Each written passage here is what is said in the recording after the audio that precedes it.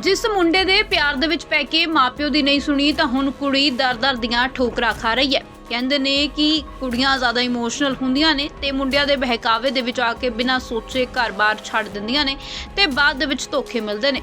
ਰਾਜਸਥਾਨ ਦੀ ਰਹਿਣ ਵਾਲੀ ਇਸ ਲੜਕੀ ਦੇ ਨਾਲ ਵੀ ਕੁਝ ਅਜਿਹਾ ਹੀ ਹੋਇਆ। ਹੁਣ ਨਾ ਆਪਣੇ ਘਰ ਵਾਪਸ ਜਾਣ ਜੋਗੀ ਹੈ ਤੇ ਨਾ ਹੀ ਲੜਕਾ ਉਸ ਨੂੰ ਰੱਖ ਰਿਹਾ। ਪੁਲਿਸ ਨੂੰ ਸ਼ਿਕਾਇਤ ਕਰਨ ਤੋਂ ਬਾਅਦ ਲੜਕੀ ਨੂੰ ਸਖੀ ਵਨ ਸੈਂਟਰ ਦੇ ਵਿੱਚ ਭੇਜ ਦਿੱਤਾ ਗਿਆ, ਜਿੱਥੇ ਉਸਨੇ ਆਪਣੀ ਆਪ ਬੀਤੀ ਮੀਡੀਆ ਦੇ ਸਾਹਮਣੇ ਦੱਸੀ ਹੈ। ਲੜਕੀ ਨੇ ਦੱਸਿਆ ਕਿ ਅਨਿਲ ਨਾਮ ਦਾ ਗੁਰਦਾਸਪੁਰ ਦੇ ਬਾਬੋਵਾਲ ਦਾ ਰਹਿਣ ਵਾਲਾ ਇਹ ਲੜਕਾ, ਜੋ ਕਿ ਆਪਣੇ ਕੰਮ ਦੇ ਸਿਲਸਿਲੇ 'ਚ ਰਾਜਸਥਾਨ ਦੇ ਕੋਟਾ ਸ਼ਹਿਰ 'ਚ ਆਉਂਦਾ ਹੈ, ਉੱਥੇ ਉਸ ਦੀ ਮੁਲਾਕਾਤ ਹੁੰਦੀ ਹੈ ਤੇ ਅਨਿਲ ਨੇ ਉਸ ਨੂੰ ਆਪਣੇ ਝਾਂਸੇ ਦੇ ਵਿੱਚ ਲਿਆ, ਪਰ ਬਾਅਦ ਦੇ ਵਿੱਚ ਮੁੱਕਰ ਗਿਆ।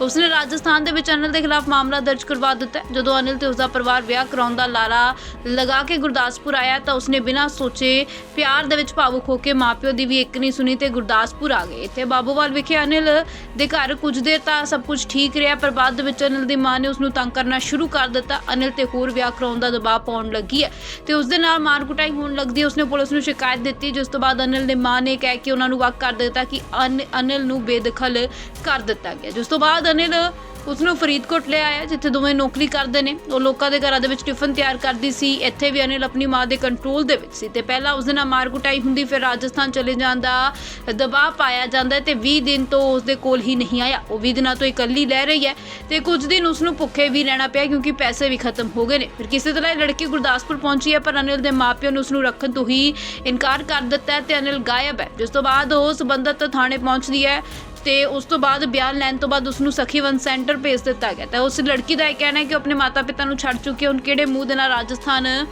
ਵਾਪਸ ਜਾਵੇਗੀ। ਉਹ ਅਨਿਲ ਦੇ ਨਾਲ ਹੀ ਰਹਿਣਾ ਚਾਹੁੰਦੀ ਹੈ, ਨਹੀਂ ਤਾਂ ਜਾਨ ਦੇ ਦੇਵੇਗੀ। ਪਰ ਅਨਿਲ ਦੇ ਘਰ ਵਾਲਿਆਂ ਦਾ ਕਹਿਣਾ ਹੈ ਕਿ ਉਹ ਗਾਇਬ ਹੈ। ਦੂਜੇ ਪਾਸੇ ਸਖੀ ਵਨ ਸੈਂਟਰ ਦੇ ਕਰਮਚਾਰੀ ਜਿਨ੍ਹਾਂ ਦਾ ਕਹਿਣਾ ਹੈ ਕਿ 4 ਦਿਨ ਪਹਿਲਾਂ ਪਿੰਕੀ ਇੱਥੇ ਪਹੁੰਚੀ ਹੈ।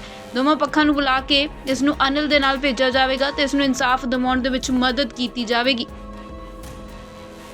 सर मेरे साथ, मैं राजस्थान से हूँ, कोटा ज़िला से। मेरे साथ आज से 3 साल पहले अनिल का रिलेशन था।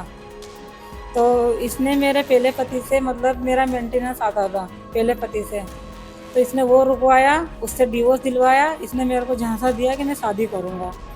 इसने 1-2 साल मेरे साथ रखा बीवी बना के, उसके बाद ये मेरे को धोखा दे के निकल गया। फिर मैंने इसको मतलब बुलाने की कोशिश करी। इसकी माँ भी इसमें शामिल थी। इसकी माँ से मेरी बात हुई, इसकी माँ ने मुझे पसंद किया। इसकी माँ ने बोला कि मैं 3 महीने बाद शादी कर दूँगी। फिर इन लोगों ने मेरा नंबर ब्लैक लिस्ट में डाल दिए, मुझे धमकियाँ देना चालू कर दी। तो मैंने इनके खिलाफ केस किया था कोटा। तो कोटा केस किया था तो ये जो लड़का पकड़ा गया था। जब जेल में था ये लड़का, तो इन्होंने मेरे साथ समझौता किया था शादी का। तो लड़का की माँ और इसका मामा और इसकी बहन और भाई, 4-5 लोग मुझे लेने आए थे राजस्थान। ये एग्रीमेंट पे मुझे यहाँ लेके आए थे गुरदासपुर 2 महीना इनके घर रखा। 2 महीना मुझे बहुत मारा पिटा इसकी बहन ने और इसकी माँ ने। कोर्ट में एग्रीमेंट यही किया था कि भाई इसका जो अनिल का जो घर है उसमें मेरा हिस्सा रहेगा। अनिल पे जो भी हक है, मतलब घर में, वो हक मेरा भी रहेगा। अनिल मेरे से शादी करेगा, मुझे बीवी बना के रखेगा। वो जो हिंदू रीति रिवाज से जो शादी होती है वो सब हम करेंगे। इसकी माँ ने बोला परमजीत ने कि भाई हम गुरुद्वारे में शादी करेंगे हमारे रीति रिवाज से। पहले मेरी लड़की की शादी करूँगी, उसके बाद तुम्हारी करूँगी। ये रीति रिवाज बीच में लेकर आई इसकी माँ कि पहले नहीं, मेरे से शादी नहीं की। उसके बाद भी 8 महीना इन लोगों ने मेरे को बिगड़ शादी से ऐसे ही रखा। 2 महीना गुरदासपुर बाबूवाल में रखा इसके घर पे। फिर इन्होंने मेरे साथ मारपीट चालू करी। इसकी मम्मी ने, इसकी बहन ने मेरे साथ इतना टॉर्चर किया मुझे ताकि मैं भग जाऊं, पर मैं भगी नहीं। मैंने कानून का सहारा लिया।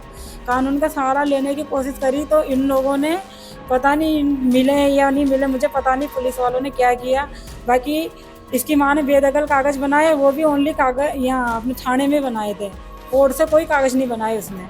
कोर्ट से ही यहाँ थाने से कागज़ बना के बोल दिया कि मैंने तो बेदखल कर दिया। मुझे कोई कागज़ नहीं दिखाया इन्होंने बेदखल का। बस पुलिस वालों ने बोला मेरे को कि हाँ उसने बेदखल किया है। मेरी किसी ने बात नहीं मानी, बस उन्हीं की बात चली पुलिस वालों की और इसकी माँ की। बोले कि मैंने अनिल को भी बेदखल कर दिया और मेरे को, मतलब दोनों को, मियाँ बीवी को बेदखल कर दिया। इनको मेरे घर से निकालो। तो हम दोनों जलंधर चले गए रहने। पुलिस लड़का मेरे साथ ही चला था। तो हम दोनों वहाँ इंस्टीट्यूट में नौकरी कर रहे थे। ये भी नौकरी करता था और मेरे से भी नौकरी करवाता था। मैं भी हाउस कीपिंग का काम करती हूँ, साफ़ सफाई का। दोनों काम कर रहे थे। ये मुझे खर्चा नहीं देता था, वहाँ पे भी मारता था, पीटता था मेरे साथ, मतलब खेवांशी तंग करता था, रात को ज़बरदस्ती करता था। मतलब मैं इसको बोलती पहले शादी कर, उसी के बाद सब कुछ होगा। फिर भी इसने मेरे साथ हमेशा ज़बरदस्ती करी। जब मैं इसके पास नहीं आने देती थी तो ये मुझे मारता था, पीटता था। इसने मेरे साथ शादी नहीं करी। फिर ये एक दिन बिगर पूछे मेरे को 6 दिन तक कमरे में पूर के इसने मारा। 6 दिन तक मुझे भी ड्यूटी नहीं जाने दिया, खुद भी ड्यूटी नहीं गया। मेरा फ़ोन भी बंद रखा है इसने। ना ये मेरी फैमिली से बात करने देता था और मुझे ब्लैकमेल करता था। बोलता था कि तू किसी से कुछ बोलेगी तो तेरी फ़ोटो मेरे पास है, फेसबुक पे मैं तेरी गंदी वीडियो निकालूंगा। क्या क्या कहता है? शादी नहीं करनी है, भाग जाओ या अब ये बोलता है कि तू फिर से तेरे घर चली जा।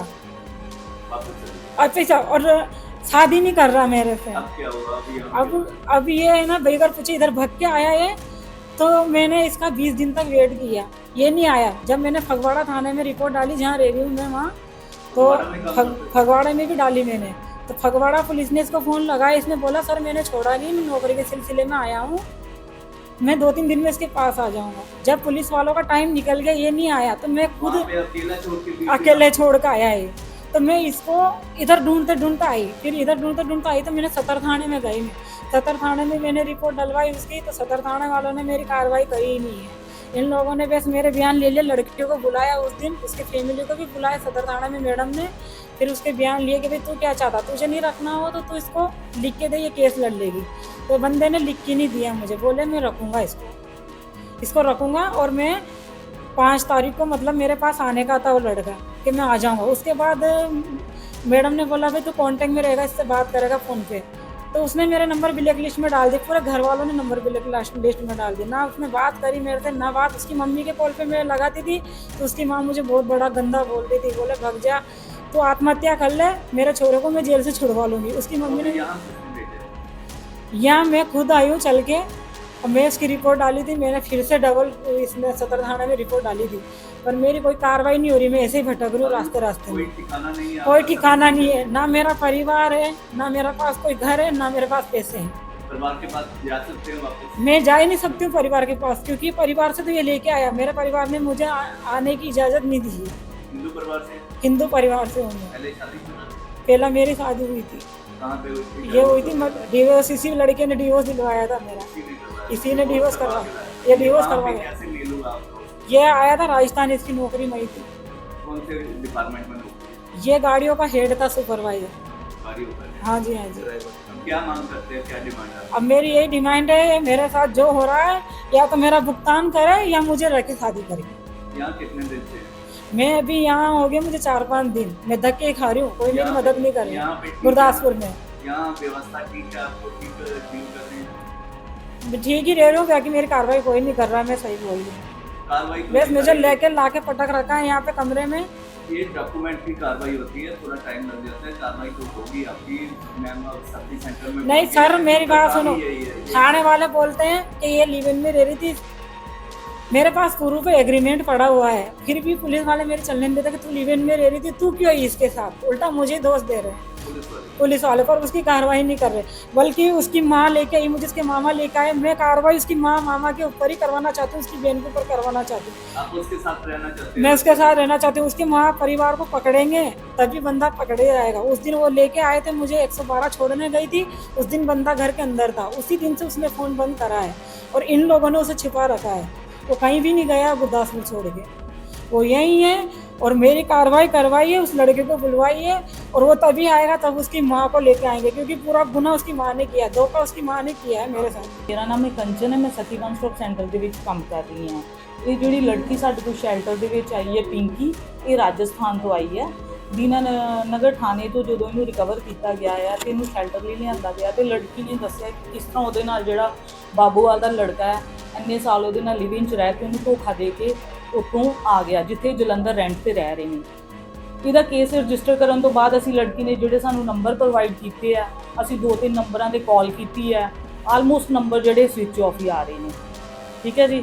ਉਸ ਤੋਂ ਬਾਅਦ ਅਸੀਂ ਇਹਨੂੰ 1-2 ਦਿਨ ਦੇਖਦੇ ਹਾਂ, ਜਿਸੇ ਤਰ੍ਹਾਂ ਹੋ ਸਕਦਾ ਅਸੀਂ ਲੜਕੀ ਨੂੰ ਜਿਹੜਾ ਉਹਦਾ ਅਨਿਲ ਜੋ ਜਿਹਦੇ ਨਾਲ ਉਹ ਰਹਿ ਰਹੀ ਹੈ, ਸਾਡੀ ਮੋਸਟ ਪ੍ਰੋਬੇਬਲੀ ਕੋਸ਼ਿਸ਼ ਹੈ ਕਿ ਅਸੀਂ ਇਹਨੂੰ ਉਹਦੇ ਨਾਲ ਹੀ ਭੇਜੀਏ। ਕਿੱਦਾਂ ਦਾ ਜਸਟਿਸ ਦਿਵਾਉਣ ਦੀ ਕੋਸ਼ਿਸ਼ ਕੀਤੀ ਜਾਏਗੀ ਜੇ ਉਹ ਨਾ ਮੰਨੇ?